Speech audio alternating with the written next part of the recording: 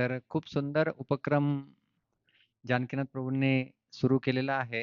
साधू संघ रिट्रीट ज्याच्यामध्ये सर्वजण फोकस्ड राहून कथा कीर्तन 2-3 दिवसासाठी जे आहे ते करू शकतात. कारण की आपल्या व्यस्त जीवनशैलीमध्ये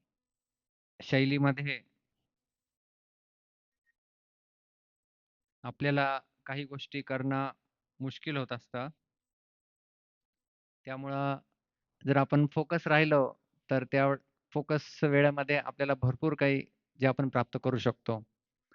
आणि त्यातल्या त्यात ठिकाण एवढं सर्वश्रेष्ठ छान, व्रजधाम खरोखर वृंदावनला आल्यासारखं वाटतंय. तुम्हाला वाटतंय? अरे वाह! तर अतिशय सुंदर प्रकारे श्रीमान माधवकृष्ण प्रभू यांनी इथे व्यवस्था केलेली आहे. याच्या उद्घाटनाला आम्हाला यायचा चान्स मिळाला होता. त्यानंतर पहिल्यांदाच आता येणं झालं. हो, उद्घाटनाला आलो होतो. त्यानंतर 2दा यायचं झालं मध्ये येणार होतो असं आणि तेव्हा तब्येत बिघडायची असं काहीतरी व्हायचं. त्यामुळे मी ह्यावेळेस येतोय असं कोणालाच सांगितलं नाही. तर तर मग येणं झालं. थँक यू माधवकृष्ण प्रभू. खूप छान तुम्ही आणि खास करून मला प्रभुपादांचा अल्टर खूप आवडला. असा प्रकाशित आणि गौरनीताईंचा ड्रेस आणि शृंगार सेवा अतिशय सुंदर प्रकारे केली आहे. आणि जानकीनाथ प्रभूंचं जे नेहमी ड्रीम असतं, की सर्व भक्तांनी एकत्रित येऊन कथा कीर्तन व्यवस्थित प्रकारे करायला पाहिजे. खास करून एक सुभाषितकार आहे. त्यांनी सांगितलंय, की ह्या जगामध्ये 3 गोष्टी खूप दुर्लभ आहे. दुर्लभं त्रयमेवैतत् देवानुग्रह हेतुकम् मनुष्यत्वं, मुमुक्षुत्वं, महापुरुष संश्रयाः. त्याच्यामध्ये सांगतं की 3 एम आहे, हे खूप दुर्लभ आहे. दुर्लभम त्रयम एव तत्. या 3 गोष्टी खूप दुर्लभ आहे. देवानुग्रह हेतुकम, देवतांची कृपा झाली, तर ते आपल्याला मिळू शकतात. तर ट्रिपल एम काय आहे? सगळ्यात पहिलं म्हटलंय मनुष्यत्वम, की आपल्याला मनुष्य जन्म मिळणे हे खूप दुर्लभ आहे. त्याच्यानंतर दुसरं आहे मुमुक्षुत्वम. मनुष्य जन्म तर मिळाला आहे, पण त्या मनुष्य जन्मामध्ये काय करतोय? तर मोक्षची अभिलाषा आहे, मुमुक्षुत्वम. ती दुसरी अतिशय दुर्लभ उपलब्धी आहे. आणि त्यानंतर तिसरं म्हटलंय महापुरुष संश्रयाः. तुम्हाला मनुष्यजन्म पण मिळाला आहे. तुम्हाला मोक्षची अभिलाषा पण आहे आणि त्यातल्या त्यात तुम्हाला महापुरुषांचा संग मिळाला आहे. तर त्यापेक्षा दुर्लभ काहीच नाही. आणि माझ्या मते इथे ती गोष्ट साध्य होते आहे जानकीनाथ प्रभूंच्या कृपेमुळे. खूप सारे महापुरुष आपल्याला बसलेले आहे. तुम्ही समोरच बघू नका, आजूबाजूलाही बघू शकता महापुरुष दिसतील तुम्हाला. तर जसं खूप सुंदर आपले ओपनिंग बॅट्समन सांगितल्याप्रमाणे आपले साधूजीवन प्रभू यांनी कशाप्रकारे आपली भौतिक संसारातनं आसक्ती काढून आपण ती भगवान श्रीकृष्णांप्रती आपली आसक्ती लावावी, याच्याबद्दल खूप सुंदर त्यांनी विवरण केलं आणि खास करून मला कालच विषय देण्यात आला, की आपली आसक्ती जी आहे, ती कशाप्रकारे इस्कॉनप्रती असावी. कृष्णांप्रती तर असावीच, पण इस्कॉनप्रती असावी आणि इस्कॉनमध्ये देखील ती आसक्ती फिलॉसॉफिकली असावी, इमोशनली नसावी. तर हा विषय आहे. तर कालच मला विषय मिळाला. थोडा वेळ कमी होता कारण की काल 3 कॉलेज प्रोग्राम होते वेगवेगळ्या ठिकाणी. तर मी रात्री बसून थोडंसं प्रेझेंटेशन बनवलं, पण मला नाही वाटत की दिसेल तुम्हाला. प्रोजेक्टर नाहीये प्रभू आपल्याकडे. स्क्रीन लावून प्रोजेक्टर लावलं तर मला माहिती ते टीव्हीचं काहीतरी इनकम्पॅटिबिलिटी होती वाटतं. हां, झालं? Very good. प्ले करा फक्त त्याला प्ले. उचलू नको ना. नाही ते तुमच्याकडेच ठेव. मला काही आवश्यकता नाही. तूच प्ले कर. मी म्हणेन. काय झालं? कुठे?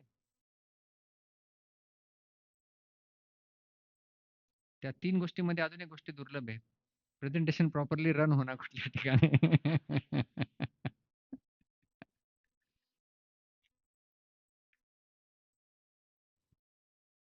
तर आपली अ, आसक्ती जर आपण भगवान श्रीकृष्णांप्रती ठेवली, जसं सकाळच्या सेशनमध्ये प्रभूजींनी सांगितलं, तर आपण अ, सफलतेने पुढे जाऊ शकतो आणि ती आसक्ती त्यातल्या त्यात कृष्णांप्रती तर ठेवायचीच आहे आपल्याला.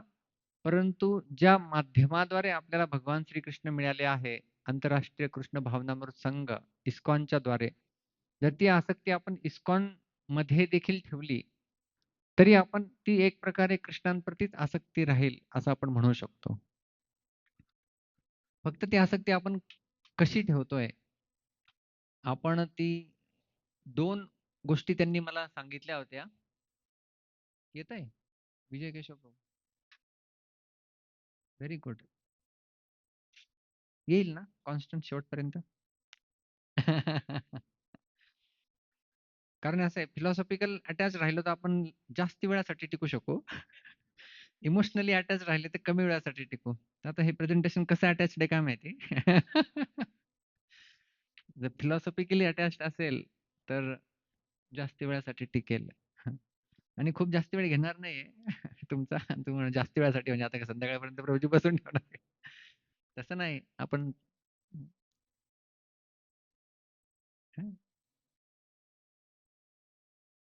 लूज कनेक्ट कशासाठी?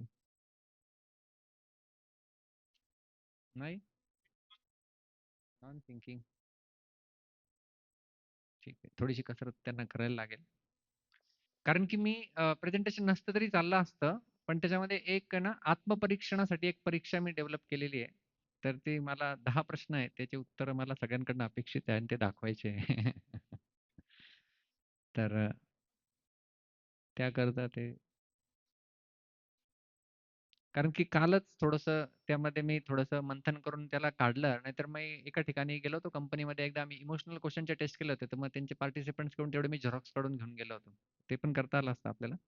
पण म्हटलं ठीक आहे आपल्याला एवढा वेळ नाही मिळाला कारण की रात्रीच सगळं so it is better we can show. दिसलं तर अतिउत्तम. तर असो एकदा काय झालं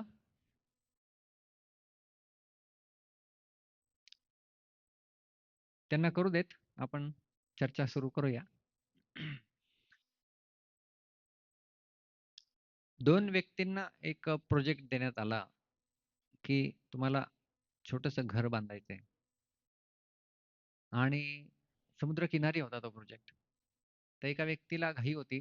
त्याने पटापट घर बांधायला सुरुवात केली आणि जे तो नाही ती समुद्राची माती, सी शोरला तुम्ही गेला असाल समुद्र तटावर, तर ती माती असती तीच माती घेतली. त्या मातीचंच त्यांनी लगेच पटापट घर बांधलं आणि सर्वात पहिले त्याचं तयार झालं. आणि दुसरा व्यक्ती होता, हा पहिल्या व्यक्तीचं घर बांधून होत होतं, तोपर्यंत तो खाली खड्डाच करत होता. कारण की त्याला कळलं की ते समुद्राच्या तटावर आहेत, इथे माती आहे आणि जर मला घर बनवायचंय तर मला पहिले फाउंडेशन बनवावं लागेल. त्याने खूप खोल, खोल, खोल, खोल गेला जोपर्यंत खडक लागत नाही आणि खडक लागल्यानंतर मग त्यांनी घर बांधायला सुरुवात केली. थोड्या वेळानंतर त्याचं घर झालं. तुम्हाला काय वाटतं? पहिल्या व्यक्तीचं घर चांगलं असेल की दुसऱ्या व्यक्तीचं घर चांगलं असेल? दुसऱ्या व्यक्तीचं. अरे पहिल्याचं तर लवकर झालं होतं बाबा. हां? काय, काय माया? हां, माया पाया. पाया मजबूत नव्हता त्याचा. राइट, बरोबर. तर दुसरं घर जे आहे ते चांगल्या प्रकारे झालं कारण की त्याने दगडावर ठेवून पाया मजबूत करून घर बनवलं होतं. आणि पहिलं जे होतं ते फक्त मातीमध्ये आणि मातीच्याच आधारे बनवलेलं होतं. कारण समुद्राची माती कशी असते तुम्हाला माहिती असेल कदाचित तुम्ही कदाचित तो आनंद घेतला असेल. समुद्रकिनारी उभं राहायचं, धोती किंवा साडी वर करून पाण्याला येऊ द्यायचं लाटा आणि मग पाण्याची लाट येते आणि परत ती लाट माती समुद्रामध्ये घेऊन जाते आणि आपल्याला पण ती थोडीशी खेचते. आणि पायाचे ठसे तिथे उमटतात कारण की सगळी माती ओढून घेऊन गेलेलं असतात. तर अशा प्रकारे जर आपण जे अटॅचमेंट म्हणतोय त्या 2 प्रकारच्या अटॅचमेंट आपल्या असू शकतात. संस्थेप्रती खास करून जेव्हा आपण चर्चा करतोय. एक आहे इमोशनल अटॅचमेंट आणि दुसरी आहे सैद्धांतिक अटॅचमेंट. इमोशनली अटॅच्ड आणि फिलॉसॉफिकली अटॅच्ड. तर जी पहिली तुम्ही स्वतःच या प्रश्नाचं उत्तर दिलेलं आहे. कुठली अटॅचमेंट चांगली, कुठलं घर चांगलं, दुसरं घर चांगलं राइट. दुसरं घर जे दगडावर बांधलेलं होतं. त्याप्रकारे फिलॉसॉफिकल अटॅचमेंट ही चांगली आहे. कारण की तिचा पाया मजबूत आहे आणि मजबूत दगडी पायावरती आसक्ती उभी आहे. भगवंतांप्रती किंवा संस्थेप्रती. परंतु जे पहिलं घर बनवलं, ज्याचा पाया इतका पाहिजे तेवढा मजबूत नव्हता. ती आहे आपली आसक्तीच, परंतु इमोशनल अटॅचमेंट ज्याला आपण म्हणतो, की आपण फक्त करणी अटॅच्ड आहोत आणि मग ती इमोशनल अटॅचमेंट संस्थेप्रती वेगवेगळ्या रूपांतून होऊ शकते. वेगवेगळ्या रूपांतून म्हणजे एखादा व्यक्ती इस्कॉनला जातो आणि तो का जातो? कारण की माझा मित्र जातोय म्हणून मी जातो इस्कॉनला आणि माझा चांगला मित्र जातोय आणि मग तो चांगला मित्र उद्या इस्कॉनमध्ये नाही गेला, तर मग तुम्ही पण नाही जाणार. जर आपण इमोशनली कुठल्या गोष्टीला अटॅच असू आणि सिद्धांत आपले पक्के नसतील, तर काय होऊ शकतं, की सगळ्यात पहिलं जास्ती काळासाठी टिकणार नाही.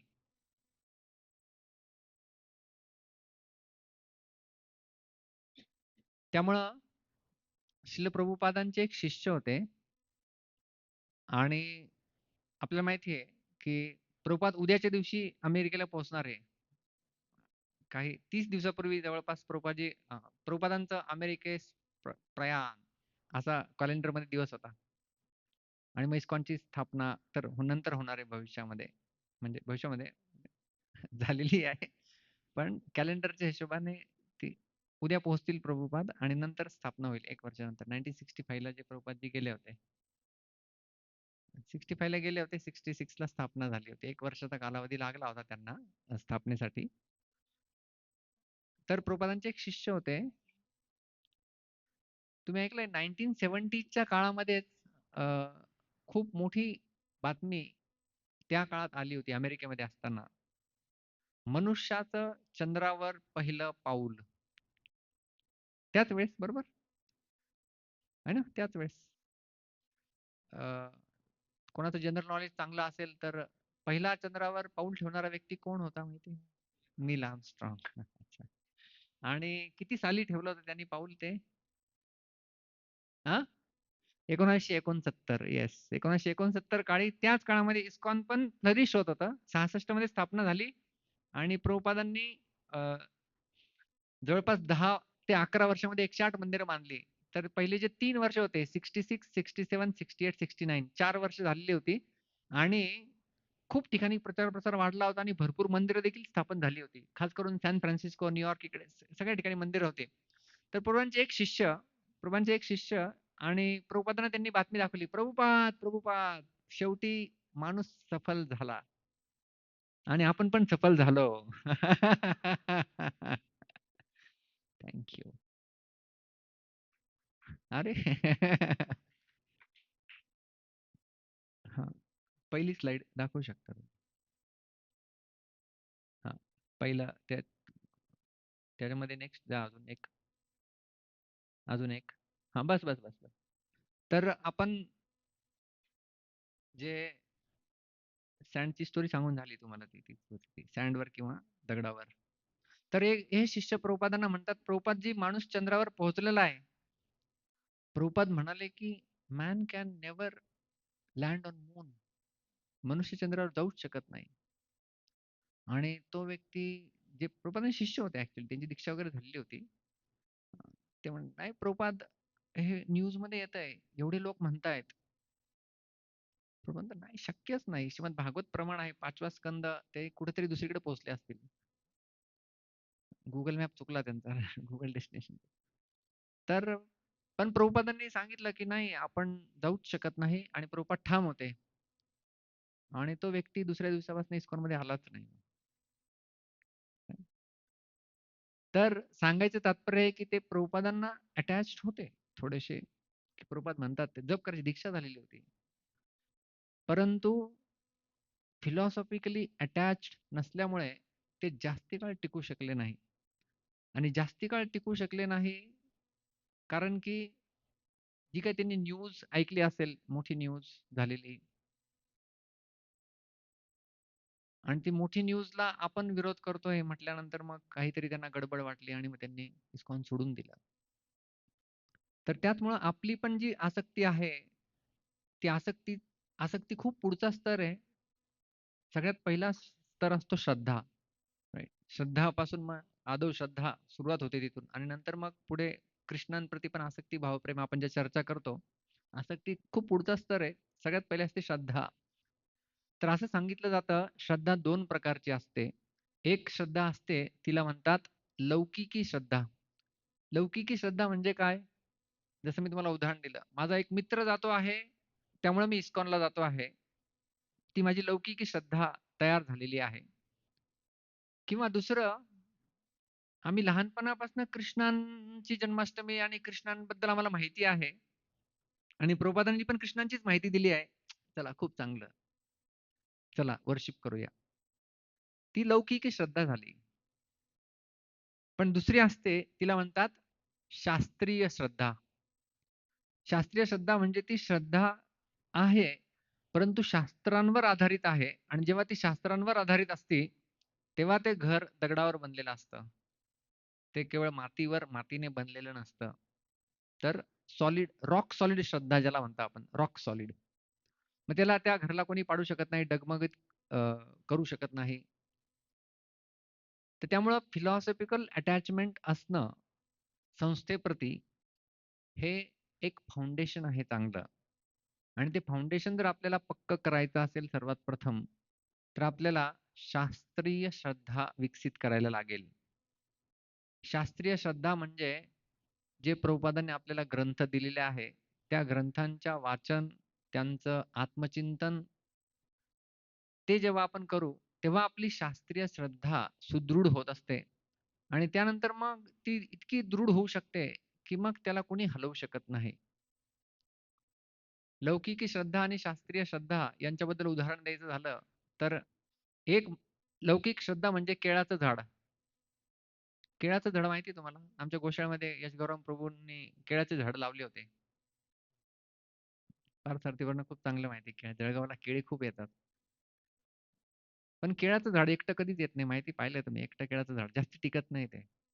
असं एकटा भक्त कधी जास्ती भक्ती करू शकत नाही तसं आहे ते. एकटं केळाचं झाड असे 2-4 त्यांनी लावले होते. पण पहिलं वादळ आलं आणि सगळीच्या सगळी केळी पडून गेली. तर लौकिक श्रद्धा म्हणजे केळाचं झाड आणि शास्त्रीय श्रद्धा म्हणजे वडाचं झाड, वटवृक्ष.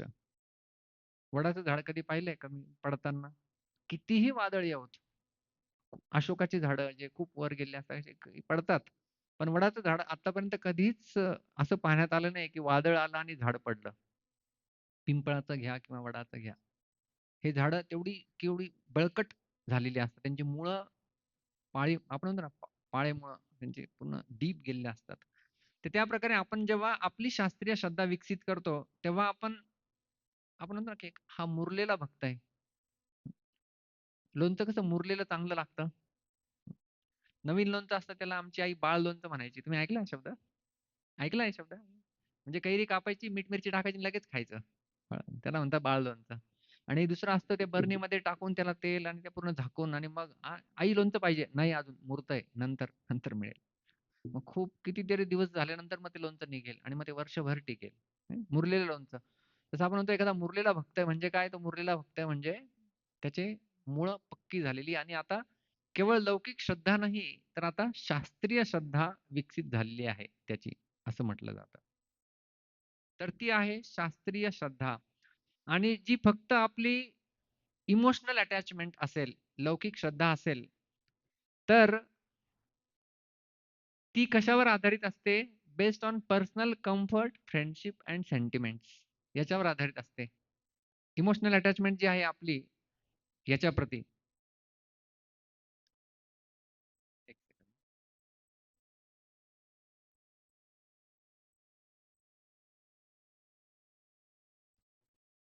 पर्सनल कम्फर्ट म्हणजे मी जातो इस्कॉनला. मला सगळे म्हणतायत, "प्रभुजी, प्रभुजी, हरी बोल, हरी बोल." माळ घातली. किती छान. आणि उद्या, "प्रभुजी तुम्ही शू स्टँडला सेवा करायची आता खूप झालं तिकडचं." "ला शू स्टँडला? मी इकडे आलो होतो माळ घालण्यासाठी. आज का बरं काढून घेतली? उद्यापासून मी नाही येणार." Personal comfort. मला काहीतरी चांगलं माझ्यासाठी काही मिळतंय, तर मी येणार आणि माझं काम साध्य झालं, आता बाय-बाय. किंवा फ्रेंडशिप्स जसं आपण म्हटलो, की एक मित्र येतो म्हणून दुसरा मित्र येतो. जसं तुम्ही हे पुस्तक वाचलं असेल कदाचित सॉल्टेड ब्रेड. सॉल्टेड ब्रेडमध्ये एक प्रभुजी येतात आणि ते प्रभुजी आले म्हणून त्यांचा मित्र पण येतो. दुसरा मित्र. ते मित्रत्वाच्या नात्याने आले होते. माझा एवढा मित्र चांगला आहे, यार तू तिकडे चालला, मी इकडे एकटा पडलोय. आता काय करू? मी पण येतो तुझ्याबरोबर. आणि असं करून त्यांनी जॉइन करून टाकलं होतं. पण मग नंतर हळू त्यांनी शास्त्रीय श्रद्धा विकसित केली. त्यानंतर ते टिकले. तर बऱ्याचदा कधी-कधी आपला मित्र येतोय, आपले परिवारवाले करतायत म्हणून आम्ही करतोय. तर ती लौकिक श्रद्धा झाली, लौकिक श्रद्धा. कधी-कधी आपण पाहतो ना, की काही-काही भक्तांची नेहमी बऱ्याचदा हा प्रश्न असतो, की आम्ही भक्ती करतोय, खूप चांगलं करतोय. आमचा मुलगा आहे, तो पण येतो मंदिरात, पण पाहिजे तशी भक्ती नाही करत आहे अजून. अपेक्षित भक्ती नाही करत आहे. असा प्रश्न असतो बऱ्याचदा. अपेक्षित भक्ती नाही केली जाते. तर त्याची फेथ आहे, त्याच्या श्रद्धा आहे, पण ती फक्त लौकिकी श्रद्धा आहे. म्हणजे माझे परिवारवाले करताय म्हणून मी करतोय. पण ती अजून शास्त्रीय श्रद्धेमध्ये विकसित झालेली नाहीये. त्यामुळे शास्त्रीय श्रद्धा विकसित होणं हे खूप महत्वाचं आहे. कारण की याचे ड्रॉबॅक्स काय आहे? वीकनेस ज्याला आपण म्हणतो. ही इमोशनल अटॅचमेंट टेम्पररी आहे. काही क्षणासाठी राहील. फ्रॅजाइल म्हणजे लवकर ब्रेक होऊ शकते. आणि थोड्या काही समस्या आल्या, की व्यक्ती ब्लूप. ब्लूप समजतं ना? ब्लूप गायब. काही समस्या आल्या जसे ते एक प्रभुपादांचे शिष्य आपण त्यांचं उदाहरण दिलं. मून लँडिंग इश्यू झाला. ब्लूप लगेच गायब. हां? पुरुषोत्तम प्रभू जानकी त्यांचं नाव सांगताय. पुरुषोत्तम प्रभू होते ते. पुरुषोत्तम प्रभू. मला नाव आठवत नव्हतं त्यांचं. तर त्याप्रकारे आपण पण बऱ्याचदा असं बघितलं असेल, की काही लोक येतात इस्कॉनमध्ये भक्ती करायलाही लागतात. काही गोष्टी करतात. सेवेप्रती त्यांची आसक्ती असते. सेवा करणं हा खूप चांगला मुद्दा आहे. पण त्यांची शास्त्रीय अटॅचमेंट डेव्हलप न झाल्यामुळे ती सेवा जास्ती काळासाठी टिकत नाही आणि हे मी स्वतः डोळ्यांनी बघितलेलं आहे.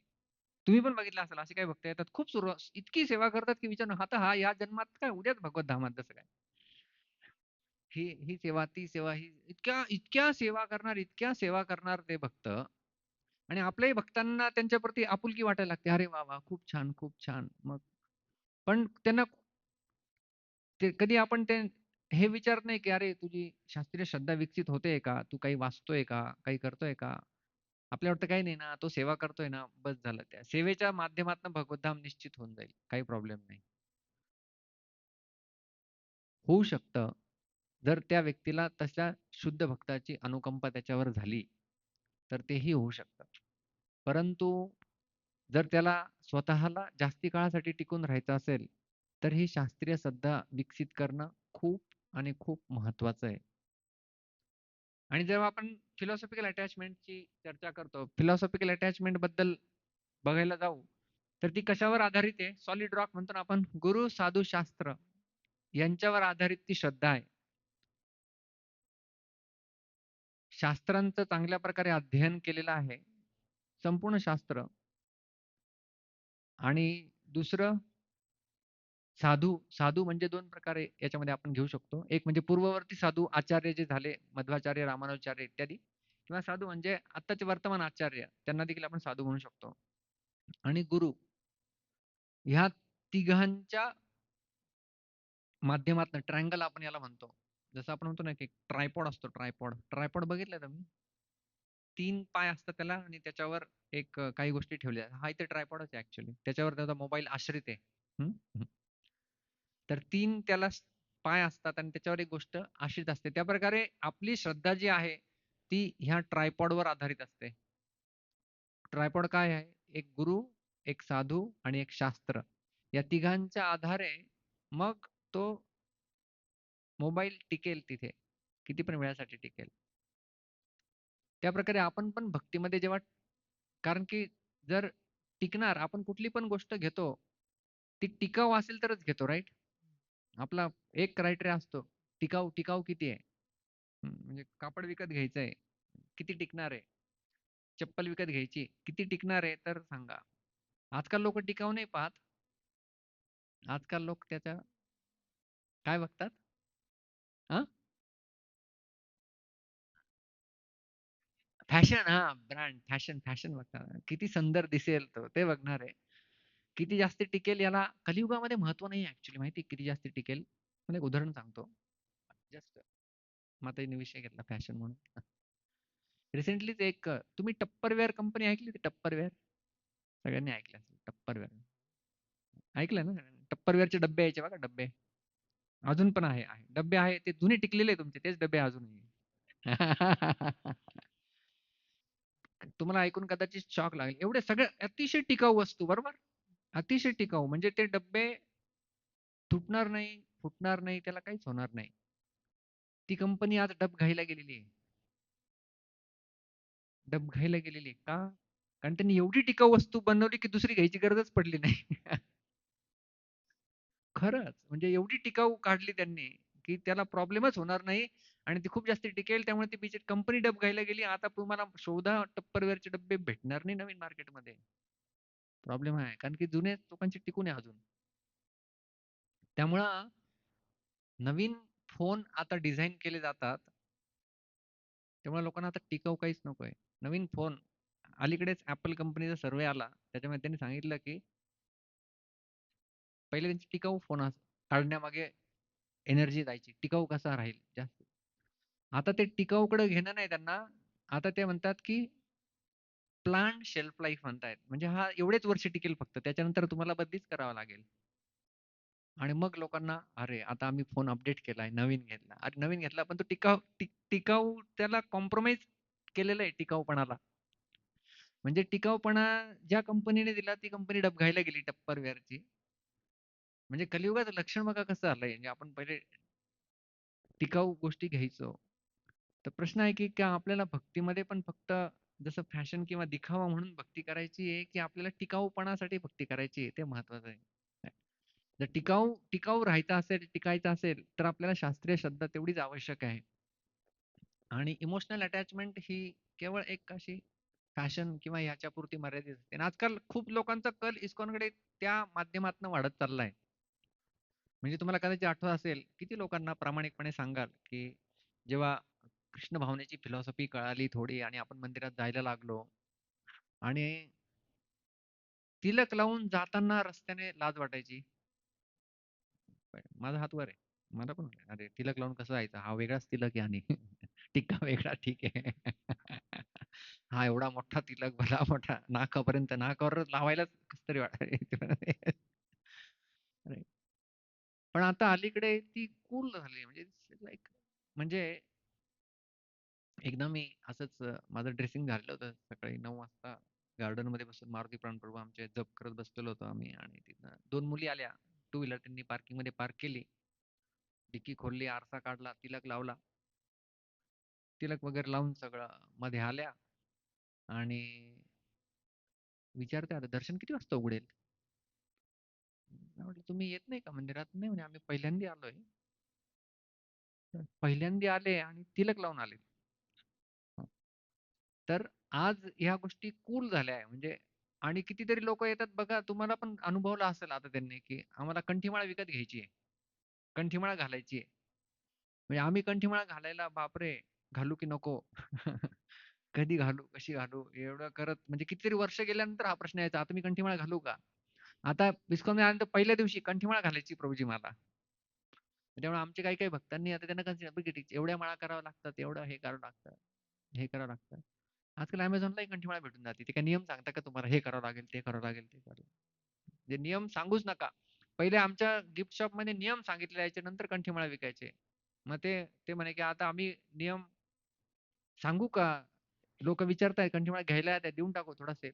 मी म्हटलं, "द्या आता तुम्ही नाही सांगितलं, नाही सांगितलं, सांगितलं काही झालं तरी Amazonवाले थोडी नियम सांगणार आहे. Amazonवर तर अशी मिळणार आहे कंठीमाळ." त्या Amazonवरनं लोकं घेऊन डायरेक्ट कंठीमाळा घालून, तिलक लावून एकदम असे कारण ते एक्सटर्नल अट्रॅक्शन दिसते. आम्ही इस्कॉनचे भक्त झालो अशा प्रकारे दाखवण्यासाठी. पण ते ॲक्चुअली जास्ती काळ टिकणार आहे का? त्यांना विचारायचं सगळ्यात पहिला प्रश्न, गीता वाचली का तुम्ही? कंठीमाळा घालण्यासाठी एलिजिबिलिटी काय पाहिजे? इस्कॉनमध्ये मागे हा खूप मोठा प्रश्न उपस्थित झाला होता काही वर्षांपूर्वी. इस्कॉनचा भक्त कोण? हू इस अन इस्कॉन डिवोटी? कोण? काय काय सांगाल तुम्ही? जी-बी-सीला पण प्रश्न पडला होता, इस्कॉनचा भक्त कोण? मग तिलक लावलेला भक्त, कंठीमाळा घातलेला भक्त, हा धोती कुर्ता, साडी सगळं घातलेलं भक्त. मग त्यांनी सांगितलं, की नाही इस्कॉनचा भक्त बनवायचा असेल, आपल्याला म्हणायचं असेल त्याला, की मग त्यांनी एक कोर्स सुरू केला ज्याचं नाव आहे आय-डी-सी. ISKCON disciple course. मग हा कोर्स केलेला तो भक्त असं त्यांनी हां. मग ज्यांनी कोर्स नाही केलाय ते काय भक्त नाही का? काय असतील ना, तो कोर्स यायच्या पहिले ज्यांच्या दीक्षा झाल्यात. मग हा पण ते म्हणे, की ठीक आहे इथून पुढे हेन्सफॉर्थ मग तसे तर ॲक्चुअली खरा भक्त तो ज्याने शास्त्रीय श्रद्धा विकसित केली आहे, की शास्त्र वाचले आहे, प्रभुपादांनी दिलेले ग्रंथ वाचले आहेत आणि त्या आधारे त्यांनी त्यामुळे आपण म्हणतो, की धिस इज रूटेड इन शिल प्रभुपादाज मिशन. प्रभुपादांच्या ज्या मुद्दे आहेत, ज्यासाठी प्रभुपादांनी आपल्याला दिवस-रात्र जागून त्यांचे ग्रंथ आपल्याला दिलेले आहेत. त्यांच्यावर विकसित करणे आपली श्रद्धा आणि हिचे फळ काय आहे? स्ट्रेंथ काय आहे? मागे आपण वीकनेस बघितली इमोशनल अटॅचमेंटची. आता फिलॉसॉफिकल अटॅचमेंटची स्ट्रेंथ काय आहे? Stable, enduring and transcendental. Stable म्हणजे स्थिर आहे, कारण की दगडावर बांधलेलं घर आहे. एन्ड्युरिंग म्हणजे जास्ती काळासाठी टिकणारी आहे, टिकाऊ. टिकाऊ आहे, खरोखर टिकाऊ आहे. टिकेल ती, जास्ती काळासाठी टिकेल आणि ती दिव्य आहे. कारण की भगवंतांची वाणी, शास्त्र हे दिव्य आहे आणि ते दिव्य आहे. आपली श्रद्धा दिव्य आहे. त्यामुळं ही जी अटॅचमेंट असेल, ती कोणीही दूर कोणीही तिला हलवू शकत नाही. जर आपली शास्त्रीय श्रद्धा बळकट असेल, आपण उदाहरण दिलं तर कुठलं झाड? वटवृक्ष, वडाचं झाड असेल ते. त्याला कोणीही व्यक्ती हलवू शकत नाही. तशा प्रकारची श्रद्धा. आणि जे इमोशनल अटॅचमेंट आहे, ह्याचे मागचंच. हां, हे डेंजर्स ऑफ ओन्ली एखादा व्यक्ती फक्त इमोशनली अटॅच असेल, म्हणजे इमोशनली अटॅच समजलं असेल ना तुम्हाला आता. माझा मित्र जातोय म्हणून मी जातोय किंवा मला हे कल्चर आवडतंय. बाकी फक्त इमोशनल अटॅचमेंट असेल तर आपली संस्थेप्रती फक्त तेवढीच असेल, शास्त्रीय नसेल, तर त्याचे काय असणार आहे? एक तर इझिली शेकन बाय मिसअंडरस्टँडिंग्ज आणि आपले इमोशन्स किती लोकांचे इमोशन्स स्टेबल असतात? Stable emotions. स्टेबल असतात नाही.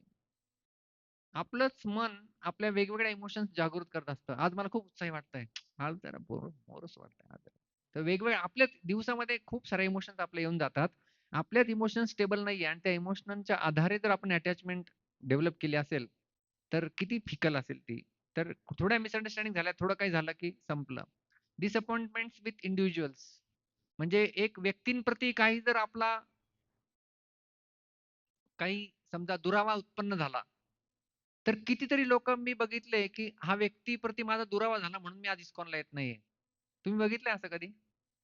मी तर भरपूर सारे बघितलंय. म्हणजे ह्या व्यक्तीप्रती दुरावा झाला, ह्या व्यक्तीप्रती असं झालं म्हणून आम्ही आज इस्कॉनला येत नाही.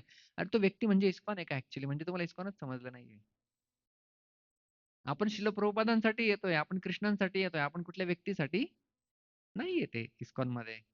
तर तो डिसअपॉइंटमेंट्स होईल आणि can lead to drifting away from ISKCON. जर आपली शास्त्रीय श्रद्धा नसेल, तर आपण कृष्ण भावनामृत सोडून आपण दुसरीकडे काहीतरी शोधत जाऊ.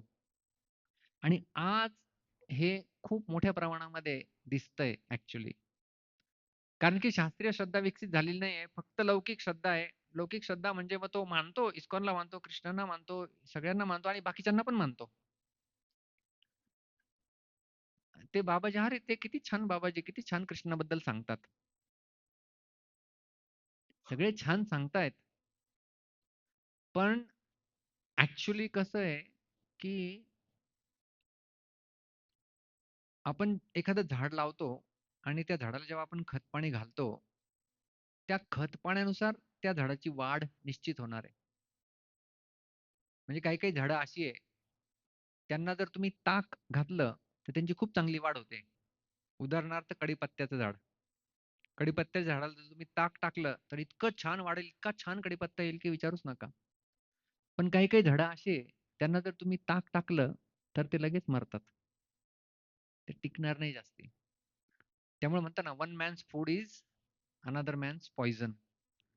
तर बाहेरचे आपल्याला खूप सारे संप्रदाय, खूप सारे लोकं अशा प्रकारे दिसतील, की जे कृष्णांबद्दल बोलतायत, जे राधाराणीबद्दल बोलतायत, जे खूप ज्ञान देत आहे वेगवेगळ्या प्रकारे आणि YouTubeला तुम्हाला त्यांचे मिलियन्स ऑफ फॉलोअर्स दिसतील.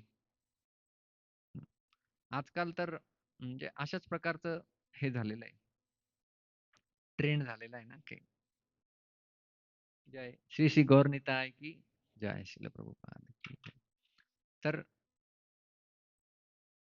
एवढ्या जास्ती प्रमाणामध्ये ह्या व्यक्तीचे एवढे फॉलोअर्स म्हणजे तो जो बोलतो ते सत्य असं मानलं जात आहे ऍक्च्युली आजकाल. तर त्यामुळे एखादे बाबाजी आहे, वृंदावनचे प्रसिद्ध बाबाजी आहे आणि मग लोक त्यांचं पण ऐकतात. त्यांच्याकडनं पण ऐकतात, त्यांच्याकडनं पण ज्ञान घेतात. पण ऍक्च्युली आपल्याला जे बीज गुरु कृष्ण प्रसादे पाय भक्तिलता बीज, आपल्याला जे भक्तिलतेचं बीज मिळालेलं आहे, त्याचं पोषण आपल्या संप्रदायातल्या भावानेच होणार आहे. दुसऱ्या कुठून तरी आपण श्रवण केलं तर आपल्या भक्तिलतेचं पोषण होणार नाही. भले ते खूप चांगलं सांगत असेल, आमचा त्यांच्यावरती खूप आदर, ते खूप श्रेष्ठ असतील.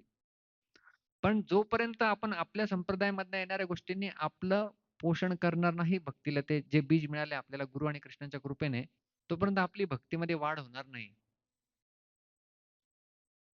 आणि काही काही तर प्रचारक असतात. आम्ही आमच्या एका ग्रुपमध्ये शुद्ध भक्ती चिंतामणी त्याची चर्चा करतो. परमपूज्य शिवराम स्वामी महाराज यांनी लिहिलेलं एक पुस्तक आहे, की गौरगोपाल प्रभू सर्व भक्तांना माहीत असतील. खूप फेमस आणि काही काही भक्त पण त्यांचे लेक्चर्स ऐकतात. ऐकू शकतात. काही हे नाही. पण त्यांचे प्रवचन आजचे हे नवीन लोकांना आकर्षित करण्यासाठी आहे. नवीन लोकांसाठी आहे. आपल्याला जीवनामध्ये काही अ, मिळतील लेसन्स ते आपण घेऊन नक्कीच आपल्या संबंधांमध्ये चांगलेपणा आणू शकतो. आपलं जीवन सकारात्मक करू शकतो. पण आपल्या भक्तीच्या पोषणासाठी ते कितपत लागू होऊ शकतील? हा एक प्रश्न राहू शकतो, राइट? त्यामुळे आपण गुरूंची वाणी किती ऐकतोय, श्रील प्रभुपादांच्या ग्रंथांचं अध्ययन किती करतोय आहे, त्याद्वारे आपलं भक्तीचं पोषण होणार आहे. न केवळ की कुठले वृंदावनचे बाबाजी खूप छान सांगतात आणि मी त्यांचं ऐकतोय आणि माझ्या साधना मी तिला बनवतोय. आज ती माझी साधना आहे. मी त्यांचं 1 तास ऐकलं. ठीक आहे, ऐकून होईल, पण भक्तिलतेचं पोषण होणार नाही. हा मुद्दा थोडा अवघड मुद्दा आहे. जास्ती याच्यावर कोणी बोललं जात नाही, पण कारण की सगळे भक्त एकत्रित होऊन याच्यासाठी आलेले आहेत. त्यामुळे मी हिम्मत करून बोलतोय. जे मी आम्ही छोट्याशा ग्रुपमध्ये केवळ चर्चा करत असतो. पण काय ऐकलं पाहिजे, काय वाचलं पाहिजे आणि काय नाही ऐकलं पाहिजे, काय नाही वाचलं पाहिजे याच्याबद्दल देखील आपल्याला आज शिकवण्याची गरज झालेली आहे. म्हणजे एखाद्याचे YouTubeला मिलियन्स ऑफ फॉलोअर्स आहे म्हणून मी त्याचं ऐकलं पाहिजे, not necessary. Everything on YouTube is not truth. हे पण आपल्याला माहित पाहिजे. एक नास्तिक तुम्हाला सांगतो त्याचे करोड फॉलोअर्स आहे. म्हणजे करोड फॉलोअर्स म्हणजे तो श्रेष्ठ झाला का? माहीत आहे काही श्रेष्ठ नाहीये. आपले इस्कॉनचे एक संन्यासी आहे, त्यांचं एक चॅनल आहे. त्याचे फॉलोअर्स खूप कमी आहे. पण ते असं ज्ञान देत आहेत, की त्याच्याद्वारे व्यक्तीच्या शुद्ध भक्तीचं परिपूर्ण पोषण होऊ शकतं. पण आम्ही काय म्हणू नाही, नाही. आपल्या त्यामुळे आपण आजकाल नाही का जेवढं जेवढं जास्ती फॅन फॉलोइंग त्याच्या मागे आपलं आकर्षण गेलेलं असतं. त्यामुळे can lead to drifting away from ISKCON. ISKCON सोडून तो व्यक्ती जाऊ शकतो आणि खूप सारे जाताना दिसतायत. त्यामुळं परमपूज्य भक्तिचारू महाराज यांनी 4 नियमांबरोबर अजून एक 5वा नियम ॲड केला होता. माहिती आहे तुम्हाला 4 नियम? No meditating, no gambling, no intoxication, no illicit sex. त्याच्यावर 5वा नियम त्यांनी ॲड केला होता दीक्षा घेताना. इस्कॉन सोडून जाणार नाही. हा 5वा नियम ॲड केलेला. करावं लागलं आणि भक्तिचारू महाराजांचं खूप मोठं योगदान आहे. त्यांनी श्रील प्रभुपादास पोझिशन त्याची एक कमिटी स्थापन केली होती, की आज प्रभुपादांचं महत्त्व, प्रभुपादांच्या ग्रंथांचं महत्त्व स्थापित करण्यासाठी म्हणून. जसं आपण म्हटलं ना, की कलियुग वाढत चाललंय. कलियुगामध्ये टिकाऊ गोष्टींना महत्त्व नाही, अट्रॅक्टिव्ह दिसण्याला महत्त्व आहे. आणि तेच जर प्रवृत्ती भक्तांमध्ये जरी आली, तर मग जास्ती काळ टिकणार नाही. आणि मग ते टिकावे म्हणून त्यांनी इस्कॉनमध्ये टिकावं आणि प्रभुपादांचा आश्रय घ्यावा व्यवस्थितपणे. त्यासाठी ती कमिटी स्थापन करण्यात आली होती ॲक्चुअली. त्यामुळं जीबीसी वृंद देखील त्या दृष्टिकोनातून विचार करतात, की कशाप्रकारे लंबे समय का घोडा म्हणतो ना आपण, जास्ती काळ टिकेल. आणि याला शास्त्रीय उदाहरण जर आपण म्हणायचे घेतले, तर सगळ्यात पहिलं उदाहरण येतं अर्जुनाचं.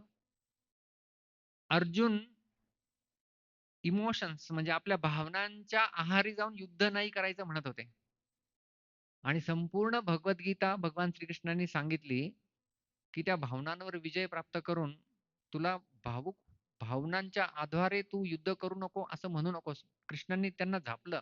क्लैब्यमास्मगमः पार्थ नैतत्त्वयुपपद्यते. आणि कुठून आलं हे? कश्मलम इदम. कुठून आलं हे तुझ्या मनामध्ये? प्रभुपादांनी काही ठिकाणी तात्पर्यामध्ये अर्जुनचं गुणगान पण केलंय, की अर्जुनाची कारणं पाहिली तर खूप चांगली कारणं होती एक प्रकारे पाहायला गेली तर. पण कारण किती कारणं इमोशन्सच्या आधारे होते, की मी ह्यांना कसं मारू? इथं माझे श्रेष्ठ आहे. आणि त्यामुळे कृष्णाने सांगितलं, की तुला कर्तव्य कर्म म्हणून ते करायचंय. आणि ते त्याच्यामध्ये आसक्त पण व्हायचं नाहीये. जसं प्रभूजींचा सकाळचा टॉपिक होता त्याला आपण म्हणतो ना रिस्पॉन्सिबल डिटॅचमेंट. म्हणजे जबाबदारी पण घ्यायची आहे, पण आसक्त पण नाही व्हायचंय. तर अशा प्रकारे कर्म करण्यासाठी भगवान श्रीकृष्णाने अर्जुनाला प्रेरित केलं आणि संपूर्ण ते ज्ञान जेव्हा अर्जुनाला मिळालं, त्या ज्ञानाच्या आधारे त्यांनी लढाई केली आणि त्यामुळे ते विजयी झाले. जर फक्त त्या इमोशन्सच्या आधारे राहिले असते अर्जुन, तर कदाचित त्यांनी युद्धही केलं नसतं. त्यामुळे आपण पण आपली भक्ती किंवा आपला आश्रय कृष्णांप्रती जर फक्त आपण इमोशन्स भावनिक स्तरावर जर ठेवला, तर आपण चांगल्या प्रकारे उन्नती नाही करू शकत. त्यामुळे आपल्याला जे कृष्णांनी ज्ञान दिलं अर्जुनाला, ज्ञानाच्या आधारे लढलेलं युद्ध विजयाकडे घेऊन जातं. त्याप्रकारे आपण जेव्हा ज्ञानाच्या आधारे आणि हे ज्ञान म्हणजे शास्त्रांत मिळालेलं ज्ञान. त्या ज्ञानाच्या आधारे जेव्हा आपण मायेशी युद्ध करतो, तेव्हा आपण देखील विजयी होऊ शकतो. हा एक आहे अर्जुनाचा मुद्दा. आणि दुसरं अजून जर उदाहरण घ्यायचं झालं, तर प्रल्हाद महाराज प्रल्हाद महाराजांची भगवंतांप्रती श्रद्धा कदाचित तुमच्या सर्वांपैकी सर्वांनी महाअवतार नरसिंह मूव्ही बघितलाच असेल. होय. तर प्रल्हाद महाराज किती श्रद्धेचे उत्कट उदाहरण त्या मूव्हीच्या माध्यमातून दाखवले गेले. प्रल्हादांची श्रद्धा डगमगीत एकदाही झाली नाही. जरी हिरण्यकशिपू त्यांचे वडील होते, त्यांच्या परिवारातले होते, विश्व विजयी होते, असुरराज होते आणि वयाने मोठेही होते त्यांच्यापेक्षा. त्याप्रकारे प्रल्हादांची भगवंतांप्रती भक्ती ही केवळ भावनिक स्तरावर नव्हती. भावनिक स्तरावर असती, तर कदाचित त्यांनी म्हटलं असतं, "ठीक आहे पिताजी, आप श्रेष्ठ है" आणि चुपचाप येऊन आपली आपली भक्ती केली असती. त्यांनी तसं नाही केलं. त्यांनी सरळ सांगितलं, "भाई सगळ्यात चांगली काय गोष्ट शिकलाय तू?" प्रल्हादला विचारलं. प्रल्हाद म्हटला असता, "मी चंडामार्काकडनं हे शिकलोय, की कशाप्रकारे हा आपला विष्णू आपला शत्रू आहे आणि हे आपले मित्र आहे असुर आणि बास." असुर म्हटला असता. हे असुरराज Hiranyakashipu, "very good, keep it up" आणि सोडून दिला असता. हे प्रल्हादने त्याने सांगितलं, "तत्साधुमन्ये असुरवर्य देहिनां सदा समुद्विग्न धियाम असद्ग्रहात हित्वा" सोड दो. हिरण्यकशिपू हे तुमचं राज्य सोडून द्या आणि वृंदावनला जंगलात जा. हरिमाश्रय येत आणि भगवान हरींचा आश्रय घ्या तिकडे जाऊन. असं असं तर त्यांनी त्यांची श्रद्धा बळकट होती आणि त्या बळकट श्रद्धेच्या आधारे त्यांनी हिरण्यकशिपू सारख्या एवढा श्रेष्ठ असुर त्याला देखील त्यांनी त्याच्या श्रद्धेला तडा दिला. की तुझी श्रद्धा कमजोर आहे, माझी श्रद्धा केवढी स्ट्रॉंग आहे बघ.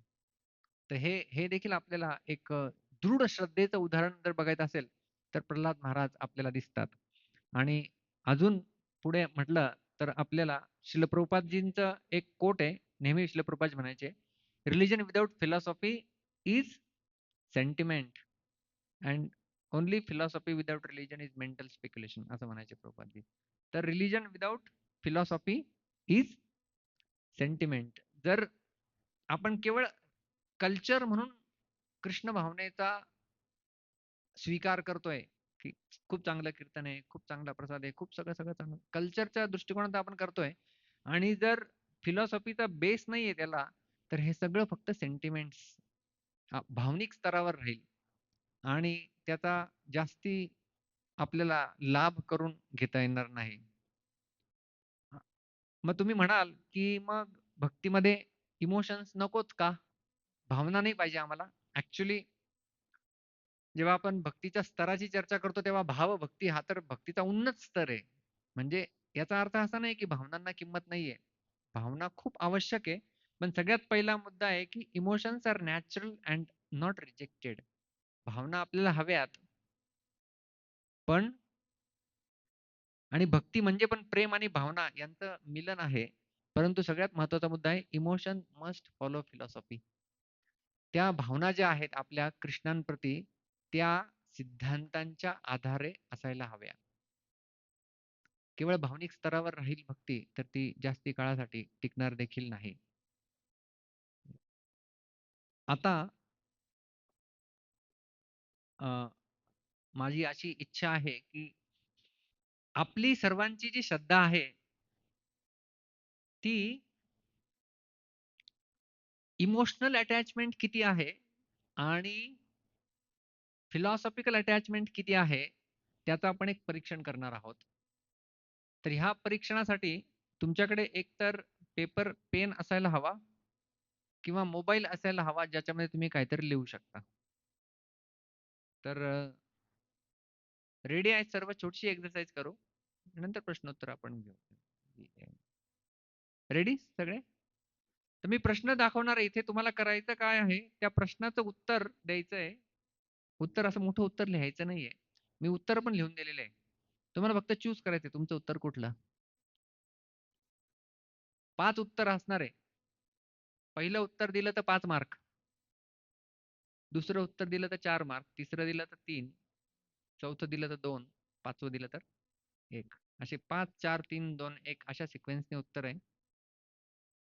जास्ती मार्क मिळवायचे हा याचा मागचा आदिवास उद्देश नाही. मार्कांशी आपल्याला काहीच घेणं नाहीये. सगळ्यात पहिले क्लिअर करून देतो. आम्हाला जास्ती मार्क नकोय. आम्हाला स्वतःची अटॅचमेंट चेक करायची फक्त. लिटमस टेस्ट म्हणतो ना आपण, लिटमस टाकला, कलर चेंज होतोय नाही होत, बस तेवढं. आम्हाला ते ॲसिडिक अल्कलाईन आम्हाला काही घेणं नाही. त्याप्रकारे आम्हाला आमच्या मार्क्सशी जास्ती काही घेणं नाही. सगळ्यात शेवटी आपण जे करू, टोटल तर करायचीच आहे आपल्याला. परंतु माझी आसक्ती आज, कारण की इथे सगळे आलेले इस्कॉनमध्ये बऱ्याच वर्षांपासून साधना, सेवा, संघ, प्रचार प्रसार करत असतील. तर आपल्याला स्वतःला एक लिटमस टेस्ट म्हणून आपण फक्त चेक करणार आहोत, की व्हेअर डू आय स्टँड? म्हणजे मी कुठे आहे, त्यानंतर मी कुठे जायचंय ते आपल्याला ठरेल, राइट? त्यामुळे स्वतःचं आत्मपरीक्षण आहे. कोणालाच मार्क सांगायचे नाही दुसऱ्यांना. त्यामुळे चिंता नाही. स्वतःसाठी आहे. आणि असं म्हणतात ना, you cannot cheat yourself and you cannot cheat God. 2 व्यक्तींना आपण फसवू शकत नाही. स्वतःला आणि कृष्णांना. आणि ह्या स्कोर फक्त त्या दोघांनाच माहिती आहे. तुम्हाला आणि कृष्णांना. त्यामुळं फसवायची गरजच नाही. राइट? बाजूचा पण बघणार नाही, कारण त्याला काही कळणारच नाही काय करतोय तो. कारण की प्रश्न आणि उत्तर तर इकडे, तो स्क्रीनकडे बघत असेल. तुम्ही तुमचं मार्क करू शकता. रेडी? तर प्रश्न लिहायची आवश्यकता नाहीये तुम्हाला. एक वन बाय वन. प्रश्न लिहायची आवश्यकता नाहीये तुम्हाला. तुम्ही काय करू शकता? प्रश्नांचा तुमचं जे उत्तर आहे, त्या उत्तराचे मार्क्स लिहा पाहिजे तर पहिले. नंतर मी पाहिजे तर तुम्हाला टेस्ट पाहिजे असेल, तर मी हे 10 प्रश्नांची टेस्ट विजय केशव प्रभूंना पीडीएफमध्ये त्याला ऑलरेडी दिलेली आहे. ते पाहिजे तर तुम्हाला देऊन टाकतील. आत्मपरीक्षणासाठी तुम्हाला जर प्रश्न, तर प्रश्न लिहत बसू नका, त्यामध्ये वेळ जाईल. तुम्ही काय करायचं, फक्त त्या प्रश्नाचं उत्तर, मी तुम्हाला प्रश्न इंग्लिशमध्ये लिहिलेले आहे. त्याला मी हिंदीमध्ये मराठीमध्ये सांगेन. आणि त्या 5 उत्तर आहेत त्याच्यापैकी एक चूज करायचा आणि तो आकडा तुम्हाला लिहायचा आहे. आणि असे 10 आकडे लिहायचे फक्त तुमच्या नोटबुकमध्ये म्हणा किंवा तुमच्या मोबाईलमध्ये म्हणा. आणि त्याची फक्त आपल्याला टोटलचं जास्ती घेणं नाहीये. लास्टला आपण टोटल करणार आहोत. पण टोटल करता येईल तुम्हाला, ते दिसतील अशा प्रकारे तुम्ही ते ठेवू शकता. लास्टला कॅल्क्युलेटरचा उपयोग करू शकता. हां, क्वेश्चन लिहा, क्वेश्चन नंबर लिहा आणि त्याच्यापुढे आकडा लिहा. क्वेश्चन 1 त्याचं उत्तरमध्ये किती आकडा आहे. क्वेश्चन 2 ला मला किती मार्क आहे. क्वेश्चन 3 ला किती मार्क आहे. जसं समरी पेपरमध्ये टीचर येतात ना, क्वेश्चन 1 ला मला एवढे मिळाले, क्वेश्चन 2 ला एवढे, क्वेश्चन 3 ला एवढे. अशा प्रकारे आपण काढतो. सेल्फ असेसमेंट आहे. Self assessment. सेल्फ टेस्ट आहे. दुसरं कोणी असेस करणार नाहीये. स्वतःच तुम्हाला ॲक्सेस करायचंय. तर पहिला प्रश्न, गुरुजी भरपूर आहे इकडे. सेल्फ असेसमेंट टेस्ट करा. Right, self assessment. तर पहिला प्रश्न इथे तुमच्या समोर दिलेला आहे. I regularly read and reflect on शिल प्रभुपादाज बुक्स. शिल प्रभुपादांची पुस्तकांचं मी नित्यरूपाने अध्ययन आणि मनन करतो. हा प्रश्न आहे. जर मी खरोखर दररोज शिल प्रभुपादांच्या पुस्तकांचं अध्ययन करत असेल, तर मी 5 मार्क देईन. क्लोजली डिफाईन्स मी. समवॉट डिफाईन्स मी म्हणजे मी करतो, पण एवढं नित्यरूपाने नाही होत माझ्याकडनं.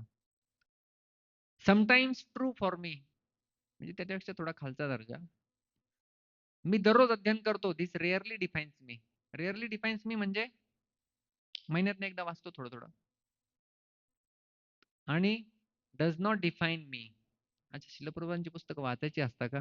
ठीक आहे. घेऊ मॅरेथॉनमध्ये गीता घेऊया आणि वाचूया. कळलं तुम्हाला 5 रेटिंग कशी द्यायची आहे? 1, 2, 3, 4, 5 ची रेटिंग कळाली? हीच रेटिंग सगळ्या प्रश्नांना लागू होणार आहे. त्यामुळे रेटिंग समजून घ्या पहिले. 5 स्टारच्या मागे पडू नका. 5 स्टार रेटिंग असतं ना Amazonवाल्यांना, आम्हाला रेटिंग द्या. आपल्याला दुसरं रेटिंग आपल्या स्वतःला रेटिंग द्यायची. जर मी दररोज नित्यनियमितपणे शिलप्रभुपादांची पुस्तकं वाचतोय, असं मला माझ्याबद्दल डिफाईन करायचं आहे, तर this closely defines me.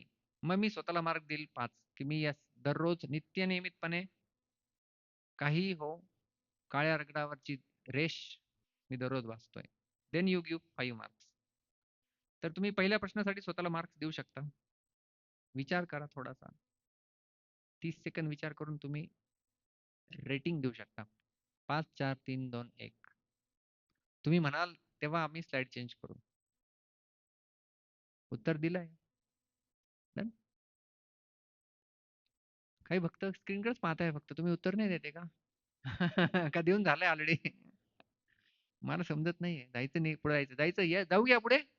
Yes, Haribol. Okay, okay. दुसरा प्रश्न. I consistently chant my prescribed rounds and follow sadhana regardless of my mood. Mood समजतो मला, मूड स्विंग्स. आज माझा मूड आहे मग मी करतो. माझा मूड नाही मग मी काही करत नाही व्यवस्थित. कन्सिस्टंटली म्हणजे नित्यरूपाने, नित्यनियमितपणे चॅन्ट माय मी माझ्या दिलेल्या 16 माळा मी कन्सिस्टंटली जप करतो, माझी साधना करतो. माझ्या मूडशी त्याचा काहीही संबंध नाहीये. टॉम मूडी नावाचा एक प्लेयर होता. ऐकलं तुम्ही? Tom Moody. हं? ऑस्ट्रेलियाचा टॉम मूडी. तसा मी टॉम मूडी नाहीये, की मूड असो किंवा मूड नसो, मी माझे प्रिस्क्राईब्ड राउंड्स आणि माझी साधना व्यवस्थित प्रकारे करतो. मार्क्स देऊन रेडी राहा. ठीक आहे? तिसरा प्रश्न. I consistently apply Krishna conscious philosophy when making decisions or facing difficulties. माझ्या जीवनामध्ये जर मला निर्णय घ्यायचे आहेत आणि काही समस्यांना जेव्हा मी सामोरं जातोय, तेव्हा मी कृष्ण भावनामृत जे सिद्धांत शिकलेलो आहेत, त्या शिकलेल्या सिद्धांतांचा मी उपयोग करतो. जर निश्चित रूपाने करत असाल, खरोखर तर 5 मार्क्स आणि त्यानुसार खाली तुम्ही मार्क्स देऊ शकता स्वतःला. जाऊया पुढे. प्रश्न क्रमांक 6. 4 सॉरी. हां, 4. सर्व्हिस मोटिव्हेशनच्या रिलेटेड प्रश्न आहे. My main motivation for service is to please Krishna and Shrila Prabhupada, not just because I like certain people or situations. माझं सेवा करण्यामागे प्रेरणास्थान भगवान श्रीकृष्णांना प्रसन्न करणे किंवा शिल प्रभुपादांना प्रसन्न करणे हे आहे. न की ह्या व्यक्तीने मला सेवा सांगितली, तो व्यक्ती मला आवडतो किंवा ही गोष्ट मला आवडते म्हणून मी ती गोष्ट करतोय. समजलं? प्रश्न समजला तुम्हाला? प्रश्न क्वेशन इज क्लिअर? प्रश्न असा आहे, की मी कुठलीतरी सेवा करतोय संस्थेमध्ये. ती सेवा करण्याची प्रेरणा मला कुठून मिळते? कृष्णांना प्रसन्न करायचंय किंवा प्रभुपादांना प्रसन्न करायचंय ह्याच्यासाठी मी ती सेवा करतोय. असं असेल तर 5 मार्क. सेवा करतोय, कुठल्या कारणाने करतोय? की ह्या व्यक्तीने मला सांगितली, तो व्यक्ती मला आवडतो किंवा ती सेवा अशी आहे, ती सेवा माझ्या आवडती म्हणून मी करतोय. म्हणजे मला सर्व्हिंग आवडतं, प्रसाद सर्व्हिंग. म्हणून मी प्रसाद सर्व्हिंग करतोय. कृष्णांना प्रसन्न, अरे एवढं दूरचं कुष्ट कुठे होतं प्रभुजी, सेवा करू द्या ना. कृष्णांना प्रसन्न करायचंय किंवा प्रभुपादांच्या प्रसन्नतेसाठी मी कुठली गोष्ट करतोय. जाऊया पुढे. 5वा प्रश्न. Response to challenges. If I see conflicts, politics or faults in devotees, I remain steady in my commitment to ISKCON. जर मी बघितलं की इस्कॉनचे भक्तांमध्ये कधी-कधी काय म्हणतात त्याला, मतभेद होत आहेत. कधी कुठे पॉलिटिक्स केलं जातंय. एखाद्या व्यक्तीमध्ये दोष आहे. व्यवस्थापक बनवून ठेवलंय त्याला आणि त्याच्यामध्ये खूप सारे दोष आहेत. तो व्यवस्थित करत नाही मॅनेजमेंट. तरी देखील मी माझ्या कृष्ण भावनामृत संस्थेसाठी समर्पित आहे. I am committed to ISKCON no matter what. की ठीक आहे, संस्थेमध्ये काही दोष असतील, पण ते मी नजरअंदाज करून पुढे जाऊ इच्छितोय. किंवा मी आता ठीक आहे, आता खूप झालं. ते प्रभुजी नाही काय व्यवस्थित बोलत नाही. आता उद्यापासून सुट्टी.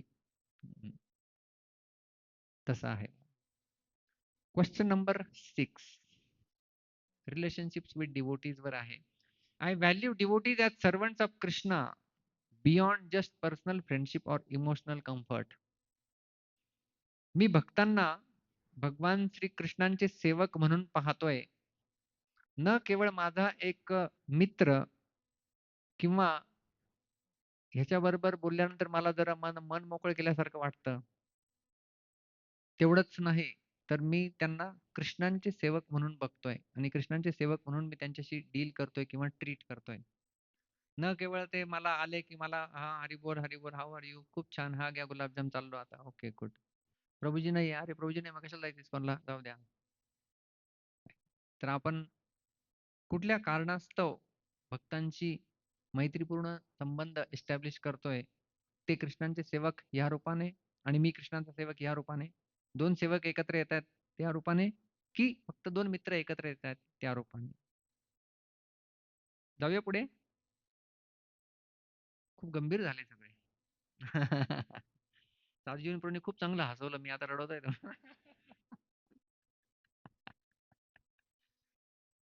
हां, विचार करायला लागतोय, विचार करायला. आपण विचार आपला प्रॉब्लेम काय ना, आपण विचार करत नाही जास्ती. आत्मपरीक्षण तर आपण कधीच करत नाही. पेन, पेपर घेऊन कधी लिहितोय का आपण? कधीच लिहत नाही. आणि हे जेव्हा करतो तेव्हा आपल्याला ॲक्चुअली विचार करायला आपण भाग पाडलं पाहिजे स्वतःला. एक असता ऋषी आणि एक असता मुनी. दोघांमध्ये काय अंतर आहे माहिती आहे तुम्हाला? ऋषी आणि मुनी. हां, ऋषीमुनी तर आम्ही ऐकलंय. ऋषीमुनी खूप सारे ऋषीमुनी आले होते. ऋषी ऋषी म्हणजे शास्त्रांचे द्रष्टा असतात. मुनी म्हणजे विचारवंत असतात. ते विचार खूप करतात. ऋषी जसे वाल अ, वाल्मिकी, व्यास हे सगळे ऋषी आहेत आणि नारद, कपिल देव हे सगळे मुनी आहेत. आपण म्हणतो ना नारद मुनी, कपिल मुनी किंवा व्यास महर्षी. तर ते ऋषी, ऋषी त्यांचा शास्त्रीय संबंध जास्ती असतो आणि मुनी म्हणजे ते मननशील जास्ती असतात. तर आपल्याला दोन्ही व्हायचंय. ऋषी पण व्हायचंय आणि मुनी पण व्हायचं. थोडंसं मननशील व्हायला पाहिजे. आपण स्वतःच आत्मपरीक्षण केलं पाहिजे, की am I going in right direction? आणि आपण थोडेसे मुनी असतो ॲक्चुअली. Google मॅप लावतो. Am I going in right direction? हे बघ जरा. तर आपण विचार करतो थोडा-थोडा तिथे. तर असा आपण भक्तीमध्ये देखील थोडा विचार केला पाहिजे. 7वा प्रश्न अंडरस्टँडिंग ऑफ इस्कॉन्स मिशनवर आधारित आहे. I am clear that ISKCON exists to spread Lord Chaitanya's message, not just for social and emotional needs. इस्कॉनचं अस्तित्व हे चैतन्य महाप्रभूंचं आंदोलनाचा प्रचार प्रसार करण्यासाठी आहे. चैतन्य चरितामृत ग्रंथामध्ये जेव्हा चैतन्य वृक्ष ह्याचं वर्णन होतं आदिलीलेमध्ये, तेव्हा तात्पर्यामध्ये प्रभुपाद लिहितात, इस्कॉन पण वेगवेगळ्या शाखांचं वर्णन आहे. चैतन्य लॉर्ड चैतन्य ट्री. मग एक शाखा नित्यानंद प्रभू, एक शाखा ही आणि त्यामध्ये प्रभुपाद म्हणतात इस्कॉन पण एक ब्रांच आहे आपली चैतन्य ट्रीची. तर इस्कॉन चैतन्य महाप्रभूंच्या सिद्धांतांना प्रचार प्रसार करणारी संस्था आहे.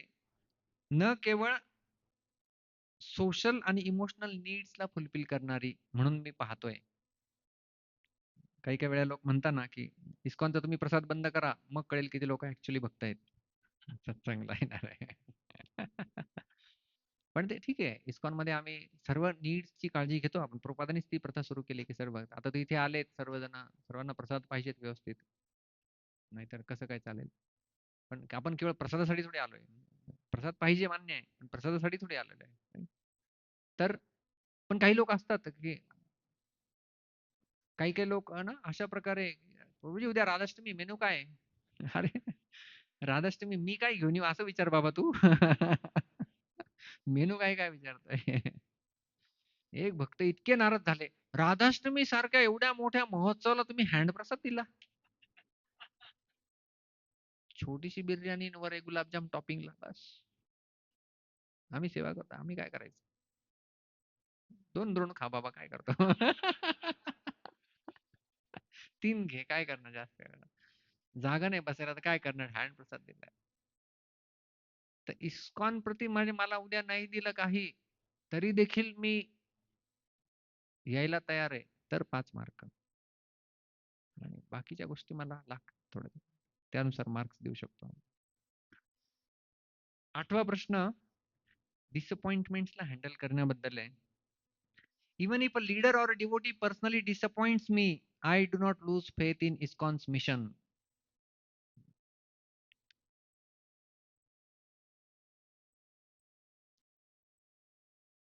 आपले लीडर आहे माधव कृष्ण प्रभू. उद्या एक फेस्टिवल करायचा आहे आणि आपण म्हटलं की प्रभूजी तिकडनं एंट्री ठेवूया आणि इकडनं एक्झिट ठेवूया. प्रभूजी म्हणता नाही नाही इकडनं एंट्री तिकडनं एक्झिट. प्रभूजींनी मला डिसअपॉइंट केलं. उद्यापासून मी काही येणारच नाही आता जाऊ द्या. तर माझी डिसअपॉइंटमेंट झाली कुठल्या नेतृत्वामुळे किंवा कशा याच्यामुळे थोडासा ठीक आहे. कुठून एंट्री करा मेन महत्वाचं फेस्टिवल आहे. तर त्यासाठी मी सोडलं पाहिजे इस्कॉन सोडलं पाहिजे कारण त्यातल्या इस्कॉन मध्ये जे मिळालं आपण म्हटलं की मनुष्यत्व मुमुक्षुत्व आणि महापुरुष म्हणजे तिन्हीच्या तिन्ही इस्कॉन मध्ये मिळतात आपल्याला. मनुष्य जन्माचं महत्व आपल्याला इस्कॉन मध्ये आल्यावर कळलं नाही तर काय चाललं होतं सगळं व्यवस्थित काय जे काय. आणि महापुरुषांचा संघ आपल्याला मिळतोय. तर इस्कॉन सोडून जाण्याची कधी कधी मनामध्ये विचार येतही असेल. Even if the leader disappoint personally to me, व्यक्तिगत रूपाने मला जर डिसअपॉइंट केलं गेलं आहे तरी देखील माझ्या इस्कॉनच्या मिशन प्रती श्रद्धा माझी डगमग होत नाहीये तर 5 मार्क. त्यानुसार मार्क सिस्टम देऊ शकता तुम्ही. 9वा प्रश्न लॉंग टर्म कमिटमेंट बद्दल आहे. I see my membership in ISKCON as lifelong commitment, not dependent on changing circumstances. जर सर्कमस्टन्सेस परिवर्तित झाल्या तरी देखील इस्कॉन प्रती माझी जी कमिटमेंट आहे, जी डेडिकेशन आहे, ते लाईफ लॉंग आहे. मी पूर्ण आजीवन देणार आहे. तशा प्रकारे असेल. Yes I am ready for that. Changing circumstances समजतंय तुम्हाला? चेंजिंग सर्कमस्टन्स म्हणजे परिस्थिती बदलली. परिस्थिती बदलली तर माझी कमिटमेंट बदलली. परिस्थिती बदलत नाहीये तरी माझी कमिटमेंट तशीच. परिस्थिती बदलली ती कमिटमेंट बदलली. असं जर असेल तर मग तो थोडा साशंक मुद्दा आहे. एक उदाहरण तसं आहे की आता मी अलीकडे एक विशालनगरला त्यांनी मला एका सेशनसाठी बोलवलं होतं बघ. तर मी तिथे गेलो आणि आम्हाला तिथे नाशिकचे 1-2 भक्त भेटले. नाशिकचे नाही, जे मला कनेक्टेड होते पण ते राहत दुसरीकडे होते. भुसावळला राहायचे. भुसावळनं आता त्यांची बदली विशालनगरला झाली आणि तो मुलगा नाशिकला बेसला राहिलेला आहे. तो आता तिकडे जातो. आणि त्याची आई भुसावळला राहायची. भुसावळला इस्कॉन सेंटरला जायची. तिथे खूप सेवा करायची. आणि हा मुलगा जो बेसला ट्रेनिंग घेतली आणि तो आता त्याला जॉब लागला विशालनगरला. मग आणि त्याचं लग्न झालेलं नाहीये. तर मग आई विशालनगरला शिफ्ट झाली. मग आता विशालनगरला सेंटरला ते कनेक्टेड आहे. मग त्यांना म्हटलं तुमच्या सगळ्या सेवा त्या माताजी माझ्या खूप चांगल्या परिचयाच्या. त्यांना म्हटलं तुमच्या सेवा वगैरे सगळं सुरू आहे का इथे? थोडं एक 2-3 किलोमीटर अंतरावर राहता सेंटरपासून. प्रभूजी जे भुसावळला मजा यायची ना सेवा करायला, ते इथे आपुलकी वाटत नाही. तो मुलगा पण आपलं नाशिक ते नाशिक आहे. तुम्ही कधी असं ऐकलं असेल. आपलं ते आपलं नाही का? आपलं आपलं ते आपलं आहे. तर मी त्यांना म्हटलं ठीक आहे, पण इस्कॉन तर तेच आहे राइट? आपलं ते आपलं जे काही आहे ठीक आहे. पण इस्कॉन आहे शेवटी ते तुम्ही त्याच स्पिरिटमध्ये तेवढ्या सेवा ठेवली पाहिजे, करायला पाहिजे. ठीक आहे. बाहरी बाहरी बाहरी बाहरी तौर पे काय म्हणतात त्याला?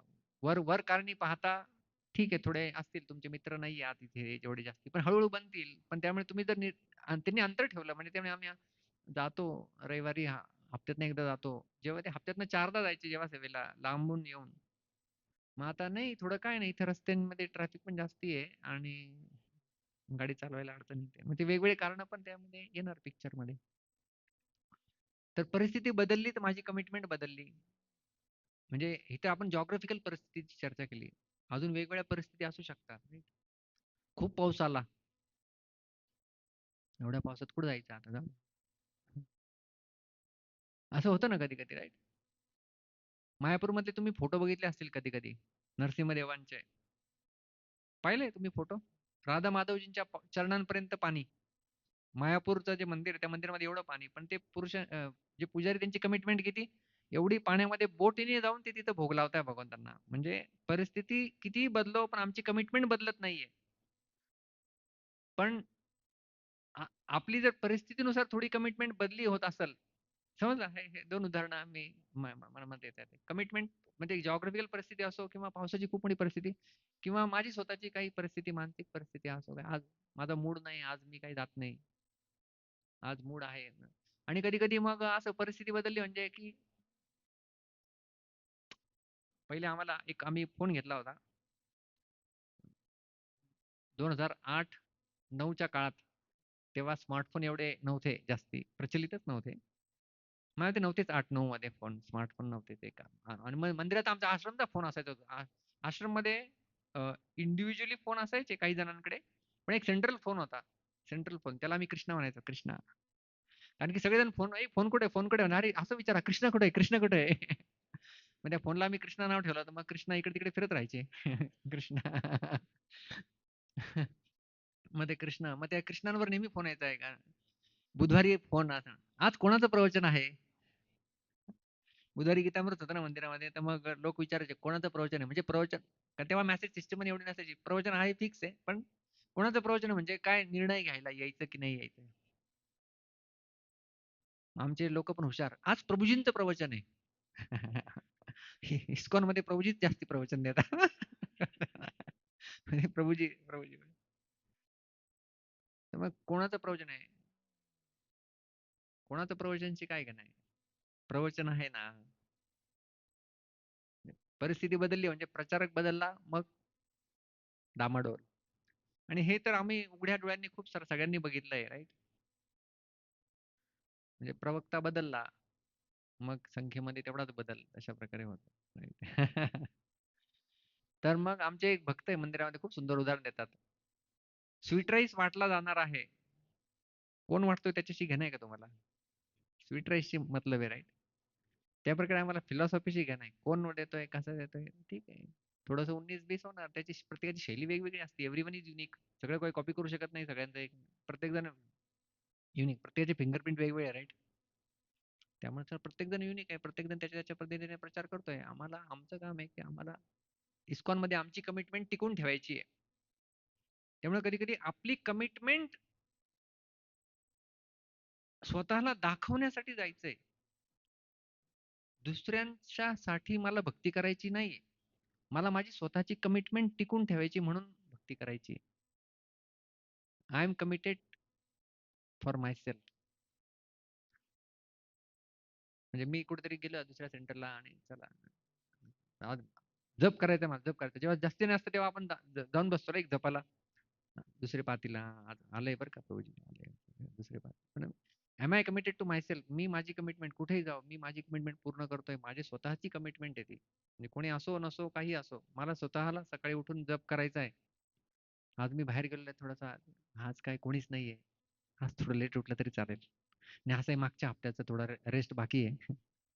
थोडं रिलॅक्सेशन आवश्यक आहे. तर परिस्थिती बदलली तर कमिटमेंट बदलायला नको हा मुद्दा आहे. असं असेल तर 5 नाही तर बाकी खाली येऊ शकता. शेवटचा प्रश्न आला आपला. येस 10वा प्रश्न. I allow emotions of love and friendship in Bhakti but they are guided by philosophy not controlling it. माझ्यासाठी भक्तीमध्ये प्रेम, मैत्री ह्या सगळ्यांना स्थान आहे. पण सिद्धांतांच्या आधारित सगळ्या गोष्टी आहेत. सिद्धांतांना सोडून काही नाहीये. ह्या गोष्टीवर आहे की सिद्धांतावर आहे. सिद्धांतांच्या द्वारे ह्या गोष्टींना मी करतो. सिद्धांत सोडून ह्या गोष्टींना मी जास्ती महत्त्व देत नाही. तर ही आहे फिलॉसॉफी. तर आता तुम्ही 10 प्रश्नांची उत्तरं दिलेली आहेत आणि तुम्ही त्यांची आता टोटल करू शकता तुम्हाला मिळालेल्या मार्क्सची. अच्छा, अजून मिळालेल्या मार्क्सची तुम्ही टोटल करू शकता. जास्ती अवघड नसायला पाहिजे.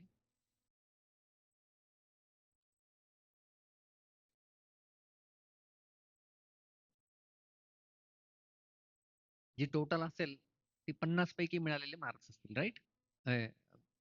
100. 100 पैकी कसं काय? 50, मॅक्झिमम 50. एखाद्या व्यक्तीला सगळ्यात जास्तीत जास्त मार्क्स मिळू शकतात ते 50.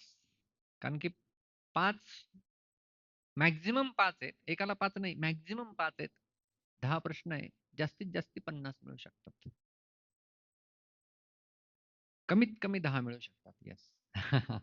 आमचे गोपाळानंद प्रभू थोडे हुशार. कमीत कमी 10, जास्तीत जास्त 50 मिळू शकतात. स्कोर बघायचा आहे. स्कोर काय सांगतो? स्कोर कुठल्या स्कोरचा व्यक्ती कुठे स्टँड करतोय? So let us do scoring also. 41 ते 50 किती भक्तांना मार्क्स मिळाले? 41 ते 50. 41 ते 50. 41 ते 50. Very good. खूप सारे भक्त आहेत. ते 41 ते 50 असेल तर you are strongly philosophical and deeply rooted. Congratulations to all of you. Deeply rooted आहात तुम्ही. वटवृक्षासारखे आहात. दुसरं आहे 31 ते 40 असाल तर you are balanced but can strengthen convictions further. अजून थोडा डीप जाण्याची आवश्यकता आहे. 21 ते 30 असाल तर तुमच्या इमोशन्स फिलॉसॉफीपेक्षा थोड्या जास्ती आहे आणि अजूनही फिलॉसॉफिकल ग्राउंडिंग स्ट्रॉंग करण्याची आवश्यकता आहे. आणि 10 ते 20 जर मार्क्स असतील कुणाला, तर आपण जास्ती फक्त भावनिक स्तरावर आहात आणि जर कुठले चॅलेंजेस आलेत, तर इस्कॉन सोडून जाण्याची दाट शक्यता आहे. जर 10 ते 20 असेल. मी विचारणार नाही कोणाला किती, तुम्ही ठरवायचंय. सेल्फ अनालिसिस आहे. मला तुमच्या मार्कांची काही घेणं नाही. मी तुमचा शिक्षक नाही. तर मग याचं प्रॅक्टिकल ऍप्लिकेशन आम्ही काय करायला पाहिजे? तर सगळ्यात पहिले आपण काय करायचंय? If we want to increase the philosophical background strength, सगळ्यांना स्ट्रेंथन करण्याची आवश्यकता आहे तसं पाहिलं तर. Daily study of scriptures and Prabhupada books नित्य रूपाने दररोज वाचले पाहिजे. दररोज जेव्हा आपण नित्य रूपाने वाचू, कारण काही गोष्टी ना एन्फोर्स केल्या गेल्या पाहिजे वापस वापस. आता आम्ही समृद्धी मार्गाने आलो. आमचे कृष्णा प्रभू, कृष्णा तुझं दीक्षित नाव काय? नीलाद्री नीलाद्री नीलाद्रीच ना? नीलाद्री प्रभू, नीलाद्री प्रभू खूप सुंदर गाडी चालवत आले. पण जेव्हा आम्ही समृद्धी मार्गाने येत होतो तेव्हा समृद्धी मार्गाने एक ऑब्झर्व केलं मी. 3 लेन असायच्या. एका लेनच्या इथं वर लिहिलंय 80, 100, 120. नाही, बरोबर? 80, 100, 120 म्हणजे दाखवलंय त्यांनी. थोडं पुढे गेल्यानंतर परत तोच बोर्ड 80, 100, 120.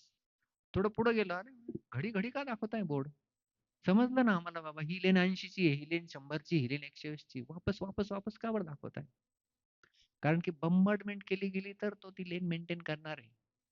त्या प्रकारे आपल्याला प्रोपांच्या पुस्तकांची बंबार्डमेंट करायची, मग आपण लाईनवर राहणार आहे. नाही, त्याच लेन, गाडी लेनवर राहणार आहे, आपण लाईनवर राहणार आहे.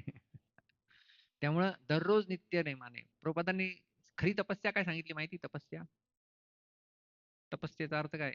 माझ्या पुस्तकांचा वाचन. किती तास? जानकी आठवण करून देणार 3 तास. मी तुम्हाला थोडं रिलॅक्स करून सांगू शकतो. रिलॅक्स, बी रिलॅक्स. दररोज कमीत कमी 1 तास प्रभुपादांच्या पुस्तकांचं अध्ययन करू शकतो. करू शकतो? हरी बोल. करू शकतो. 1च तास, जास्ती नाही करायचंय. आणि मी तुम्हाला सांगेल की काही वर्षापूर्वी माझं प्रभुपादांच्या पुस्तकांचं अध्ययन थोडं कमी झालं होतं. खूप सारे व्याप वाढले होते. तर मी ठरवलं की नाही, आपण दररोज कमीत कमी 1 तास पुस्तकांचं वाचन केलं पाहिजे. आणि त्यासाठी मी स्वतःला एनरोल करून घेतलं एक परीक्षेला, जिचं नाव आहे भक्ती वैभव. कोणी करताय तुमच्यापैकी कोणी करताय? काही माताजी करताय. Very good. मी एनरोल करून घेतलं स्वतःला. दररोज मी 1 तास प्रभुपादांच्या पुस्तकांचं अध्ययन केलं. 2 वर्षामध्ये माझी भक्ती वैभव पूर्ण झाली. Certificate on the way. येतंय. तर सांगायचा उद्देश हा आहे, की ठीक आहे आपण कुठल्याही परिस्थितीमध्ये कितीही आपला शेड्यूल बिझी होऊ शकतो, खूप काही होऊ शकतं आणि आपण जेव्हा अशा प्रकारे थोडंसं सगळ्यांना वाटतं आम्ही कधी-कधी साइड ट्रॅक होतो. कधी-कधी प्रभूंच्या पुस्तकाचं वाचन नाही होत. होतं. असं होतं? कोणाचंच नाही होत. सगळे दररोज वाचतात. कधी-कधी मिस होतं. होतं असं. राइट. कधी-कधी मिस होऊ शकतं. हां? नेहमी मिस होऊ शकतं. नेहमी मिस. तर त्यासाठी आपण काय केलं पाहिजे, की अच्छा कधी-कधी मिस होतं म्हणून हात नव्हता वर केला का? कधी-कधी वाचतोय. तर ते जर आपल्याला मिस नसेल करायचं, तर आपण एक स्वतःला संकल्प घेऊ शकतो, की मी दररोज कमीत कमी 1 तास जास्ती होत असेल तर अर्धा तास. कमीत कमी एवढं स्वतःच्या ऐपतीनुसार तेवढं मी दररोज करेन. आणि ते जर केलं आपण त्यामुळे अशा एक्झाम्स मदत मदत करतात ॲक्चुअली. भक्तीशास्त्रीला एनरोल करून टाका तुम्ही. बरोबर होत राहील सगळं. भक्ती वैभव एक्झाम आहे. आता आमचं भक्ती वेदांत चालू आहे. भक्तिवेदांत आम्ही ॲडमिशन घेऊन सुरू पण करून टाकले आणि विद्यार्थी कोण आहे माहिती आहे तुम्हाला? परमपूज्य सच्चिदानंद स्वामी महाराज, परमपूज्य भक्तिप्रेम स्वामी महाराज, अमरेंद्र प्रभू हे सगळे आम्ही एक साथ विद्यार्थी. शिक्षक कोण आहे? गौरांग दर्शन प्रभू. त्या सच्चिदानंद महाराजांकडे बघून एवढी प्रेरणा मिळते, की गौरांग दर्शन प्रभू लेक्चर देत आहेत भागवतचं. सच्चिदानंद महाराज ज्यांना की 40 वर्षाच्या अधिक प्रभुपादांचे शिष्य ते झालेले आहे. त्याच्यापेक्षा अधिक आणि गौरांग दर्शन प्रभूंनी आम्ही जवळपास एक साथच आश्रम जॉइन केला. सुकुमार प्रभू बरोबर? 2007-8 ची गोष्ट. तेव्हा त्यांनी आश्रम जॉइन केलेला आहे. आणि सच्चिदानंद महाराज प्रभुपादांच्या काळापासून तेव्हाचे दीक्षित भक्त आहेत. ते आज गौरांग दर्शन प्रभूंचे लेक्चर ऐकतात आणि म्हणतात, की "माझं खूप सुंदर गौरांग दर्शन प्रभू तुम्ही जे सांगतायत मला खूप आवडतंय आणि ॲक्चुअली भागवतचा आपण असा आश्रय घेतला पाहिजे आणि सगळ्यांनी असा अभ्यास केला पाहिजे. आपण एकत्रित येऊन अभ्यास करू चला." आणि मग आमचं सेशन सुरू होतं. तर सांगायचा उद्देश आहे, की व्यक्ती कितीही सीनियर झाला, कितीही मोठा झाला, तरी शास्त्रीय श्रद्धेची आवश्यकता व्यक्तीला आहेच. आणि ते शास्त्रांचं वाचन आपण दररोज जेव्हा करू, तेव्हा आपण जे आहे ते पक्के होऊ शकतो. दुसरं आहे serve ISKCON's mission not personal agenda. आपल्याला इस्कॉनच्या साठी काम करायचंय. स्वतःच्या व्यक्तित्वाच्या काही आपल्याला हिडन अजेंडा ठेवून जेव्हा आपण काम करतो, तेव्हा ती शुद्ध भक्तीच नाहीये बाय द वे. कारण की अन्याभिलाषिता शून्यम म्हटलंय रूप गोस्वामींनी. त्यामुळे स्वतःचा अजेंडा न ठेवता आपण जर इस्कॉनसाठी म्हणून काम करत राहिलो, तर त्यातनं मध्ये आपल्याला आनंद पण जास्ती मिळेल आणि आपण लांब पल्ल्यासाठी टिकू देखील. तिसरं प्रॅक्टिकल ॲप्लिकेशन आहे build relationships based on service. एकमेकांशी आपण संबंध स्थापित करू शकतो सेवेच्या आधारे, न की केवळ आपल्या बाहेरी मैत्रीच्या आधारे. आणि stay steady during challenges through conviction. आपलं कन्व्हिक्शन इतकं असायला पाहिजे, की चॅलेंजेस किती येतील तरी आपण त्याच्यावर मात करू शकू. जसं प्रल्हाद महाराजांच्या जीवनात सगळे भक्त आले. प्रत्येकाच्या जीवनामध्ये एवढे चॅलेंजेस आले, की त्यांनी भक्ती सोडलीच पाहिजे होती. कुंती महाराणी, पांडव त्यांच्या जीवनात एवढी संकट, प्रल्हाद महाराज त्यांच्या जीवनात एवढी संकट आली. म्हणजे एवढी संकट आली तरी देखील त्यांची भक्ती दृढतेने चालूच होती. त्याच प्रकारे इस्कॉनमध्ये मला माझी भक्ती स्टेडी ठेवायची आहे. कन्व्हिक्शन आपलं असायला पाहिजे, की काही आलं तरी मी सोडणार नाही. आणि हे जेव्हा कन्व्हिक्शन असेल, तेव्हा आपण जास्ती काळासाठी टिकू शकतो. आणि त्यासाठी जे आहे ते आपल्याला काय करायला लागेल? सीख, साधुसंग जैसे असा हा साधुसंग अशा प्रकारे आपण घेतला पाहिजे. नम्रतेने एकमेकांना सहकार्य करत आपण जे आहे ते भक्तीमध्ये लागलं पाहिजे. आणि निष्कर्ष रूपाने जर आपण म्हणून बघूया, तर इस्कॉन जे आहे ते श्रील प्रभुपादांची बॉडी आहे आणि इस्कॉन म्हणजेच चैतन्य महाप्रभूंचं मिशन आहे आपल्यासाठी.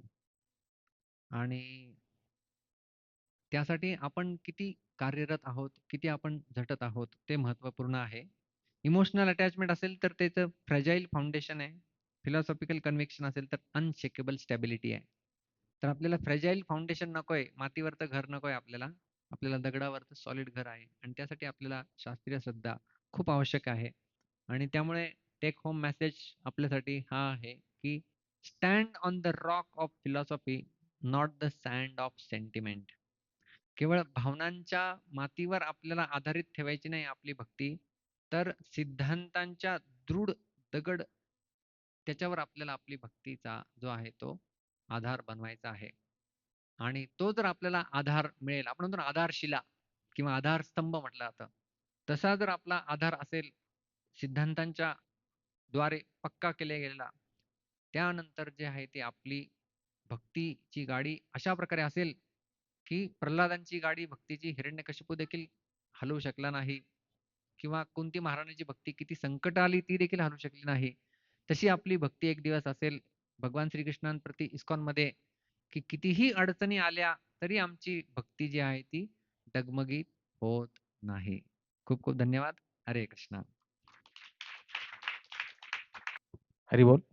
प्रभुपादांचे जे पुस्तक आहे त्याच्यामध्ये आपण भागवत जो ग्रंथ आहे पूर्ण तो पण इन्क्लूड करू शकतो. हो, इन्क्लूड आहेच ना. प्रभुपादांच्या पुस्तकामध्ये मेन पुस्तकं प्रभुपादांची 4 आहेत. भगवद्गीता, श्रीमद भागवत, चैतन्य चरितामृत आणि भक्तिरसामृत सिंधू. हे 4 प्रभुपादांनी सांगितले की प्रमुख पुस्तक आहे. हे पुस्तक वाचले की प्रभुपादांचा पूर्ण पाया आपल्याला कळाला. आणि त्यानंतर मग बाकी छोटी छोटी पुस्तकं प्रभुपादांची त्यांच्या शिकवणीवरच आधारित लिहिलेली आहेत. ही प्रमुख 4 पुस्तकं आपल्याला पुन्हा पुन्हा वाचत राहिली पाहिजे. एक माताजी होत्या त्या मला विदेशी विदेशी माताजी आहेत. त्यांचं नाव मी विसरलो. मायापूरला आम्हाला भेटल्या होत्या. त्या म्हणे की प्रभुपादांचं लीलामृत मी 30 वेळा वाचलंय. भागवत माझं 15 वेळा झालंय. म्हटलं अरे बापरे! माताजी आणि त्या माताजी विदेशी माताजी. म्हटलं यार मलाच लाज वाटायला लागली. म्हटलं प्रभुपादां लीलामृत आमचं एकदाच वाचून झालं. आता मग दुसऱ्यांदा सुरू करायला लागलं. 7 व्हॉल्यूम लीलामृत माहिती आहे प्रभुपादांचं? त्याने की दर वर्षातनं मी एकदा वाचते. 30 वेळा वाचून झालेलं आहे. So that is commitment. पुन्हा पुन्हा हे येतं. प्रभुपादांच्या पुस्तकामध्ये हे सगळं येतं आणि प्रभुपादांच्या बद्दल लीलामृत येतं. येस गोपाळ. आपण बघतो भक्तीमध्ये येत असताना सुरुवात ही कायम इमोशनल होत असते. म्हणजे कोणत्यातरी सेंटिमेंटला धरूनच आपण इथे पहिलं पाऊल टाकत असतो किंवा त्यानंतर फिलॉसॉफिकली आपण याला स्ट्रेंथन करायला हवा असं याचा अर्थ झाला. आणि शेवट देखील आपलं तो जसं आपण म्हणतो भावभक्ती तसं मग ते इमोशनली त्याच्यावरती अटॅच व्हायला हवं. पण बेस असं हेच योग्य आहे कसं त्याच्याबद्दल थोडं सांगितलं. तो एक मुद्दा आपण घेतला होता ना, की emotion we don't reject emotions. इमोशन्सला आपण त्याग नाही करत. प्रवीणचा प्रश्न तुम्हाला कळाला असेल की आपण भावनेच्या आधारे इस्कॉनला आलेलो आहोत. म्हणजे आम्हाला प्रसाद आवडतो म्हणून आम्ही आहे. अशा प्रकारे सुरुवातीला आपण तसे येतो. नंतर थोडी फिलॉसॉफी घेतो. पण प्रगत स्तरावर तर इमोशन्सच आवश्यक आहे. बरोबर आहे. प्रगत स्तरावर इमोशन्स आवश्यक आहे आपल्याला कृष्णांप्रती प्रेम आणि भावना.